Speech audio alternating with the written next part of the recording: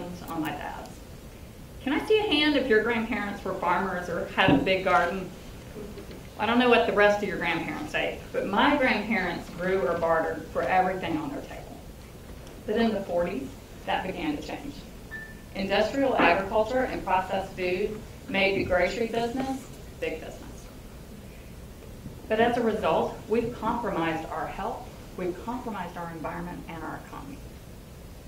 There was a study done in 2012 of the Piedmont region that shows we spend $5.8 billion a year on food, $763 million on produce, but our local farmers are only growing $100 million on produce. That's more than $500 million leaving our economy. So how much of that do we want to win back? If we could reclaim even 10%, we would infuse our local economy with more than $66 million. That same study also showed that we have only one tiny food hub for aggregation and distribution. We have only one incubator farm and only one commercial kitchen space for people to share. Let me tell you Luca's story. Chef Luca from Passionate Bistro goes to 3 farmers markets every Saturday morning and works with lots of farmers on an individual basis. This is what our supply chain looks like right now. Luca just moved into a bigger restaurant space. He tripled his seating. So do you think he can keep doing things like he's always done? I don't think so. But if we have a robust food hub,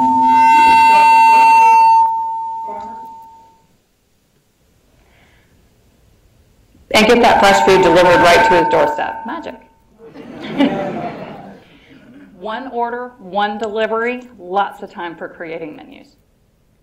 If we could take it a step further and offer value-added processing and a shared commercial kitchen space, our food supply could start looking a lot more like this.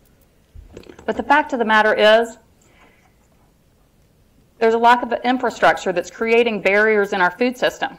We can't address wholesale, institutional, or retail supply and demand. But there is a solution that can break through those barriers. My name is Lynn Shanklin-Caldwell, and I'm the director of the Atherton Market in South End.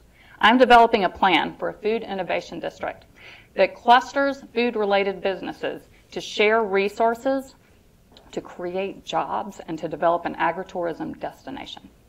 There are proven commercial models like the Detroit Market District and the Food District in Columbus that we can borrow ideas from while we create a model for other people to replicate. I love building things. In 2006, I started a farmer's market with 3 tents in Plaza Midwood. That market grew into the Atherton Market that I manage today. And along the way, I have built relationships that will make this Food Innovation District a success. Organizations like the USDA, Blue Cross Blue Shield, Mecklenburg County, that all want to see this project come to fruition.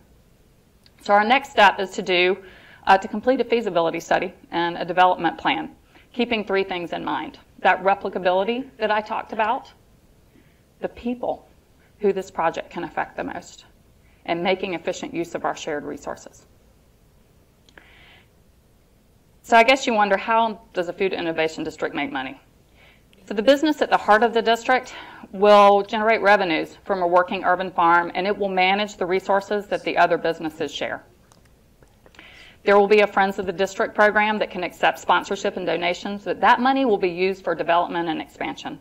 The intention is for the Food Innovation District to be self-sustaining. So do you remember that more than $500 million gap? We can close that gap together, and we can do way better than 10%.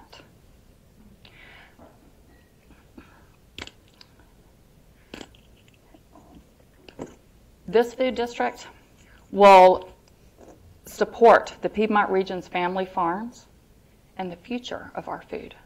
Please come talk to me about how you can get involved as a sponsor, as a business partner, or just to follow our story.